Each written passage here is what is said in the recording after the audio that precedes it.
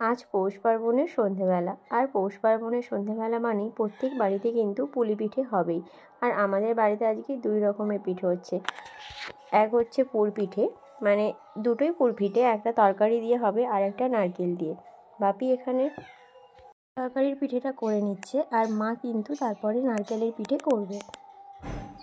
বাপি মা দুজনে মিলেই প্রতি বছর এই পৌষ পার্বণের দিন সন্ধেবেলা দুজনে মিলে সব পিঠে করে নেয়। আমি একটা একটা থালা নিয়ে গিয়ে সেদ্ধ করতে বসাই। ব্যাপারটা বেশ ভালো, সবাই মিলে করলে খুব তাড়াতাড়ি হয়ে যায়, আর কথার ছলে ছলে অনেক গল্পও হয়ে যায়। আর এই দিকে দেখো, এই যে মা কিন্তু পুর পিঠেটা, মানে নারকেলের পুর পিঠে তৈরি করছে।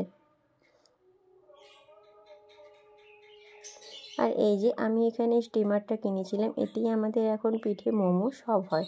বেশ সুন্দর হয়েছে, কিন্তু করতে বেশ সুবিধে হয়, কোনো প্রবলেম হয় না।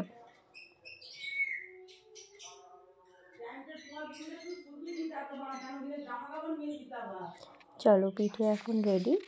পিঠে রেডি হয়ে গিয়েছে, তো চলো খেয়ে নেওয়া যাক। আর তোমাদের বাড়িতে কার কী ধরনের পিঠে হয়েছিল সেটা কিন্তু কমেন্টে অবশ্যই জানিও।